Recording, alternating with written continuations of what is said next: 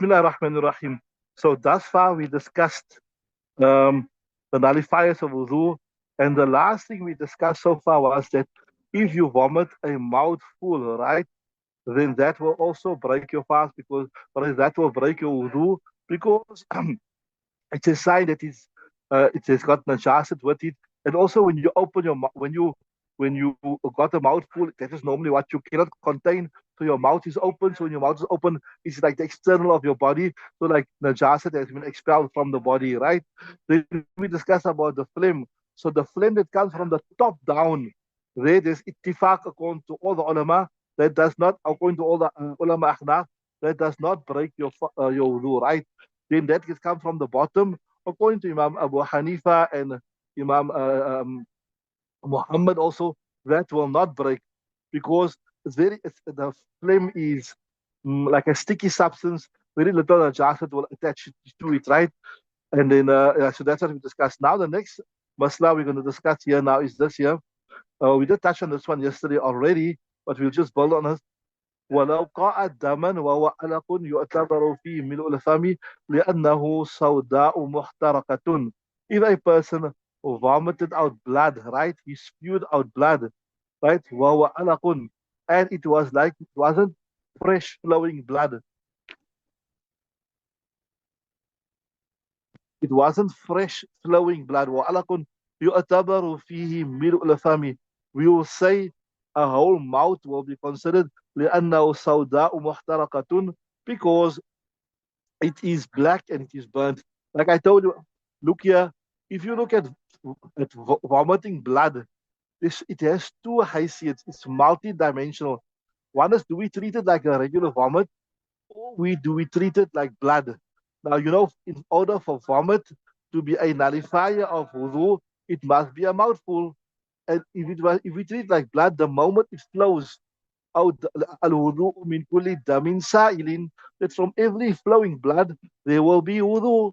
So if it's like normal flowing blood, even if a little came out, it wasn't a mouthful, still your wudu would break because it was flowing, right? But if we treat it like a normal, regular vomit, then it must be a mouthful. It must be a mouthful because unless in the mouth, we say it got no najasat. So here they're saying, if the blood comes out, but it is like a clot of blood, and normally like old congealed, but it is black. So this is not damun sa'ilun. It's not damun masfuhun. So we won't treat it like blood. We won't treat it like blood. We will treat it like all other type of things that is vomited out from the mouth. Are you with me? So we'll say like how vomit has to be a mouthful. It has to be a mouthful, then the wudu will break. So too here, if this is a mouthful, it will break.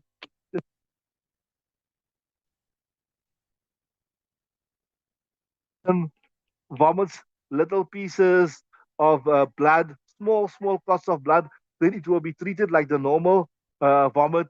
If it's less than a mouthful, it will not nullify the wudu.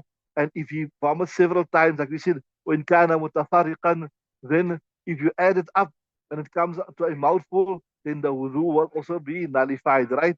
Okay, read the next one. Read the next ibarat.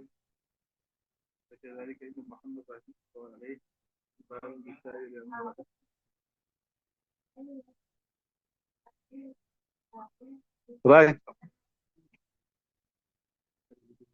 So if a person vomited in kana ma'ian, it was liquid, فكذلك إن محمد اعتبارا بسائر أنواعه. If a person vomited fresh flowing blood, right? Then فكذلك إن محمد, according to Muhammad, it will be exact the same. اعتبارا بسائر أنواعه. What do you mean it will be exactly the same? What do you mean by that? It will be exactly the same. That yes, even so, you in other words, you will not consider, you not apply the laws of fresh blood. You will still apply the laws of vomit. Then it must be a full mouth. So even if the blood is thin, it is viscous, it's flowable, and it's fresh. If it is lesser than a mouthful, So in other words, he's not paying attention to the fact that he's vomit. He's not paying attention to the fact it's blood. He's just paying attention it's vomit, and the laws of vomit will take place, right?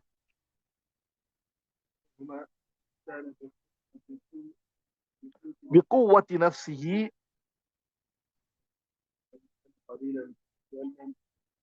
مئدة.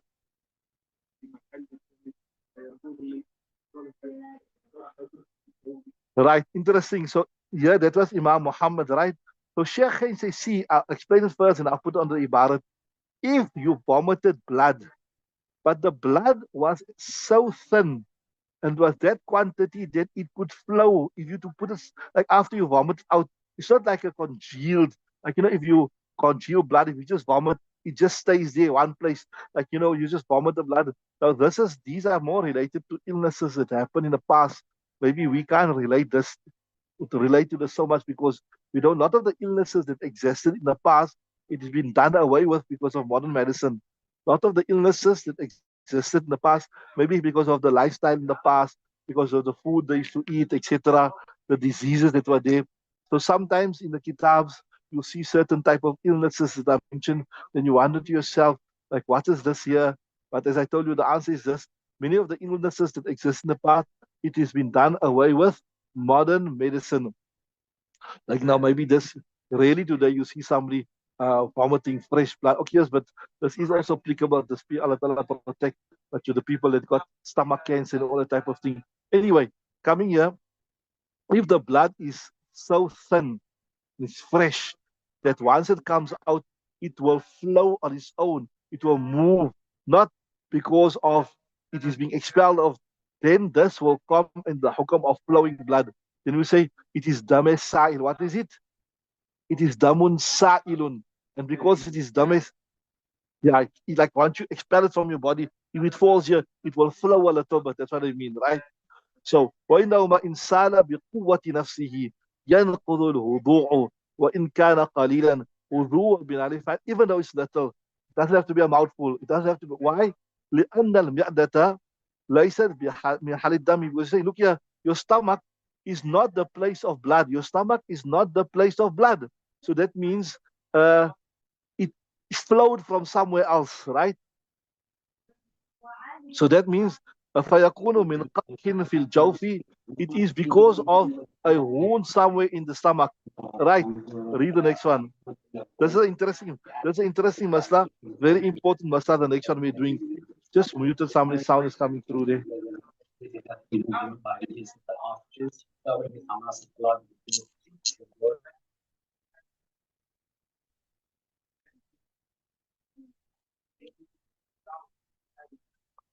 Right. Read the next one, inshallah. Read the next one. Very interesting. This is a very important masla here. A lot of people ask this question also.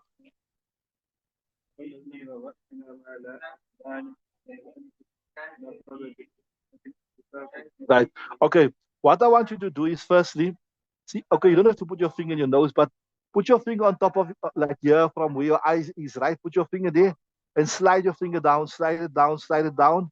You see there where, so you can say the bone stops and where it becomes soft, right? Now, that is the same place though where you have to wash in ghusl. Are you with me?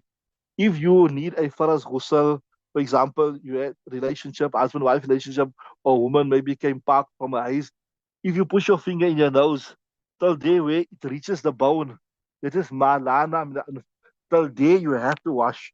And this is in the Hanafi method. The Hanafis are most strict with this. So you have to wash till there, right? If you don't wash till there, your ghusl is not done. Are you with me? So now, interesting. If you have a nosebleed and the blood comes from the top and it reaches that portion which it is necessary to wash in ghusl, or in the words of the kitab, which is the soft part, then we'll say your wudu broke. So if it flows till there, see now. Well, so that means obviously you will only know it flowed till there when it come out of your nose. So when you maybe it flows out, you see blood flowing out of your nose, or maybe yeah, not when you blow your nose. Yes, when it flowed out of your nose. If you blow your nose and you see a speck of blood in there in your what you call it in your what you call it, not the proper mucus. That's not something that's called. what's the proper name for snot in English? What you call it? Mucus. Yeah, mucus or saliva from the throat. So you see a speck of blood in there. That means your wudu never break because it never flow out. You understand what I'm saying? It must flow to that portion, right? Because one speck never flow, one speck won't flow. You understood that?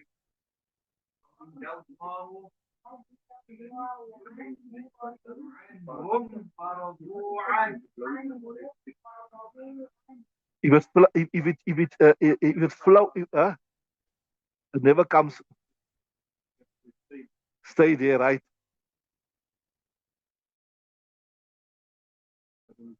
Yeah. So if that would have flowed, if it is that quantity to the flowed, then it would have break the wudu, right? So walau nazala min rasi, if it flowed, came down from the head, ila ma lana min al to what is soft from the nose, نقض الوضوء بالاتفاق, wudu will break unanimously. Can you read the next one? Yeah. Why? Remember we said in all the Messiah the commonality is that the the najasat, it must move to that place which it is necessary to wash it either in ghusl and wudu. Now I told you, remember I told you that this place here you have to wash it in ghusl. So it has moved to a place you have to wash it. So now we will say it has been discharged from the body. See there. Uh, لوصوله, because it reached إلى موضع, to a place يلحقه حكم التطهير, that the hukam or the compulsion of washing it يلحقه has reached it فيتحقق الخروج, so we can say exiting of the blood has been reached, it has been obtained, and it is now necessary for you to make wudu. So like I said, if the blood, you see the blood trickling out of your nose, it flowed. But if you blow your nose and in that mucus, there is specks of blood, we'll say it never flow. We'll say your what you call it, your wudu did not nullify. And there's also some maslas that relate to the nullification of the fast with regard to this, but we'll discuss it at another time. So, okay, so there we know. Now the next ibarat, let me explain to you first the next ibarat before we look at it. So, what is the actual breaking of the wudu where some type of najasat has been expelled from your body, right? This is like now we said blood comes out, urine comes out, feces come out, or wind come out, or sperm come out, or precoital fluid come out. All of these things, it nullifies the wudu. The next thing we're going to discuss here is where something, you're not sure something came out, but in all probability it did come out. And what he's saying is, when you sleep, when you fall asleep, what happens is your body become relaxed. And when your body become relaxed, your joints become relaxed.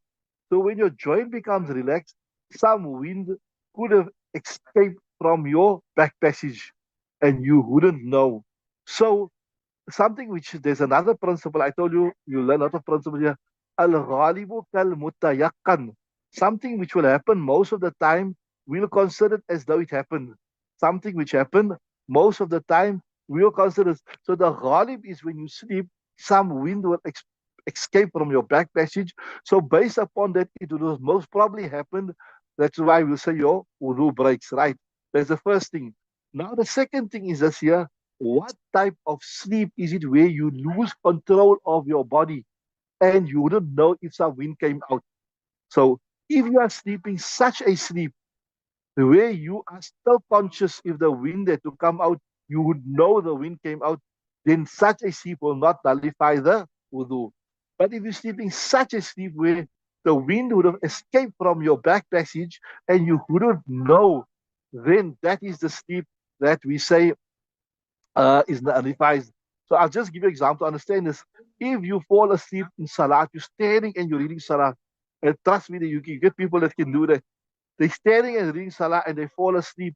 You say that wudu will not, or rather that sleeping will not nullify your wudu. Why? Because you are not in such a deep sleep. You are in a light sleep to such an extent that you would have known if some type of wind came out of your body. So that wudu does not, or rather that sleep does not nullify your wudu, right? Now, There's also ikhtilaf in the Hanafi madhab for this. There's one opinion mentioned in the kitab here, which Sahibi Hidayah has mentioned. Maybe I should explain first before we look at the kitab and what is the correct opinion. There's two things here. One is this here. Before we look, I'll make intibak on the ibarat. I'll put everything on the ibarat for you. But let me explain to you first so you know. See, one is this, the kitab says here, if you when sleeping, you lean on something. And if that thing you're leaning was removed, you'd fall down, then your wudu is nullified. Listen nicely. If you don't understand, ask me again. What they saying in this kitab here, and what they say in Kuduri also, when you lean upon something, like I'm leaning now, my sleep is so deep that if I to remove the thing I'm leaning from here, then I will fall down, then that sleep is a nullifier of salat. Are you with me? So that's the one opinion. But there's another opinion. The other opinion is more relaxed. It's not so strict like this. That if you are sleeping and leaning on something, you're leaning on something, and if what you were leaning on was removed, you would have fall down, right? But your butt was still firmly planted on the ground. Listen nicely. The first opinion doesn't pay any attention to your butt. The first opinion that is mentioned in Hidayah, just that the thing you were leaning on, if it was removed, you would have fall down. Are you with me? So whether your butt was firmly planted on the ground, it doesn't. That first opinion doesn't look at that. It doesn't speak about it. Just saying that if you are leaning, like I'm leaning here, I'm sleeping. If you have to remove the pillow from me, I'll fall down. Whether my butt was planted firm on the ground doesn't matter. Then your wudu broke. But the second opinion, there's more. It's more easier. The second opinion is this here, that even though if you are leaning upon something, even though you are leaning upon something, and that thing is removed, but your butt was still firm on the ground, then that sleep doesn't nullify. So there's more scope in that one. And in fact, the fatwa is on that in the Hanafi madhab, on the more liberal and the more easier fatwa. So long as even if you are leaning upon, so this is in simple words, this is the preferred opinion in the Hanafi madhab. If you are leaning on something, once one day if you finish this course, you can research this. We teach you how to research it, inshallah. So even though you are leaning on something, but if your butt, your posterior, is still firmly planted on the ground, then we'll say that sleep does not nullify your fast as long as your butt is firmly upon the ground. But that is not the opinion Sahibi that I mentions here, right? Uh, right. So let's look at the kitab and let's look at what Sahibi that is saying, and then after that, I'll mention again to you the opinion of Sahibi that I read it. Bismillah. Right. So first, one normal mutajan. Okay, this is ittifaq. There's no doubt upon this. You lying on your side. So there's no ikhtilaf in this one, right? Oh, muttakian and mustanid, and there's two words mentioned here. Muttakian normally means like you're leaning against. Ittaka means to lean upon a pillow, something like that, right? Right. Oh, mustanid means you are taking support something from something. Low uzila la sakata. If it is removed, he will fall down. I told you this opinion doesn't speak anything about your butt. It just speaks about if you're leaning upon something, then you will fall. So this is the more strict opinion, right? Are you with me? I told you the fatwas on this, that even though you would fall, but if your butt was firmly planted on the ground, then you would know if something came out, right? Anyway, look at the reasoning. Why is this a breaker of your wudu? Why is this a nullifier of your wudu? Read the text there. Yeah. When you're standing up straight, you're supporting your body. You have control of your muscles. You have control of your limbs, right? So you also have control of your back passage. You know if something came out of there. You know if something came out of there. But when you lay down, that is when your muscles all relaxes itself.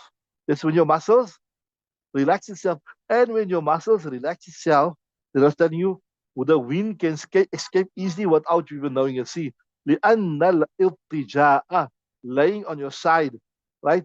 سبب لإسترخاء المفاصل. Mafasili, it is a cause for the relaxing of your joints, right?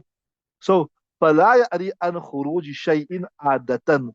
So when your joints relax, it is not free. It's not free عن خروج شيء from the coming out of something عادة normally, right?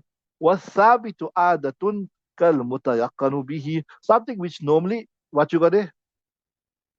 Yeah, wasabi to adatan, something which happens normally, like most of the time, we'll say it is like as though it is certain. You understand what I'm saying? So when you lay down and sleep, your body gets relaxed and something in escape. And so you also in the sleepy state, you won't know whether the wind came or not. So that we'll say that sleep is the cause of the relaxation of the joints, and the relaxation of the joints is the cause of coming out of wind. So we wind. So we'll at the review the hukum to the sabab. You understood that? Read the next one. No, the norm is when your body relaxes. That's when the wind escapes from the body, right? Well, ittika'u. Yeah. Well, ittika'u yuzilu muskatal yaqzati. So now the next one we told you, ittika means like leaning on a plush pillow or something like that. Now leaning on something, it removes. What it removes? Right? Muskatal yaqzati, the control of a wakeful person. When you're awake, right, then you know what's happening. But when you're leaning on something and you're sleeping, you lose control. It removes the control of a wakeful person. Muska, you can say control. What's it? Muska, you could translate, just like, make a note of that. Translate the control. Yeah. So you lose the control of a wakeful person. Why? لِزَوَالِ الْمَقْعَدِ عَنِ الْأَرْضِ. You're leaning upon something, right? And then when you're leaning on something, what happens is your posterior, it moves away from the ground, right? وَيَبْلُغُ الْإِسْتِرْخَاءُ فِي النَّوْمِ. And then the relaxation reaches in your sleep, غايته, the pinnacle of it, right? That means the limbs become completely relaxed, right? بهذا النوم من الاستناد, of leaning to something, غير أن السند يمنع من السقوط. So your body is completely relaxed, but that means you got no control of your body. But only thing is that leaning on something that is stopping you from falling. So you just your whole body is, how we say, pap, it is lame, right? So that shows you that it's something that you escape, you don't know. And if you look at this part here, it's interesting. This part that says here, Rizawari al-Maq'adi, it is making a reference to what I told you. Remember, I told you this here, that as long as your posterior is firmly planted on the ground, then the wudu will not break. This shows you, this actually supports that opinion I was telling you, that leaning, when your posterior is zawal al-maqadi, when your posterior is not on the ground, that means the rest of your body, you're relaxing the rest of your body, and that is the one that breaks the wudu. But as long as your posterior is still firmly planted on the ground, your wudu will not break. So this is a reference to the opinion which I told you, which is not in the kitab. It shows you that as long as your posterior is firm on the ground, your wudu will not break, right?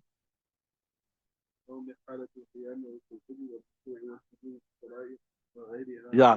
So this is بخلاف حالة القيام, contrary to the condition of standing, sitting like in tashahud, والركوع ركوع and sajda في الصلاة وغيرها. والصحيح, it is correct that this will not break the wudu, لأن بعض الاستمساك باق, because if you are standing and sleeping in salah, you're giving ruku, you still got some control. بعض الاستمساك باق, some of the control of the body is still there, right? إذ لو زال لسقط, because if you had no control, you'd fall down, right? فَلَمْ يَتِمَ الْإِسْتِرْخَاءُ. So this shows you that complete relaxation has not been found. There is a degree of control of the body. So when you are standing or in ruku and sleeping in those positions will not nullify the fast, or rather not nullify the wudu. First we stop there. We'll continue tomorrow, inshallah.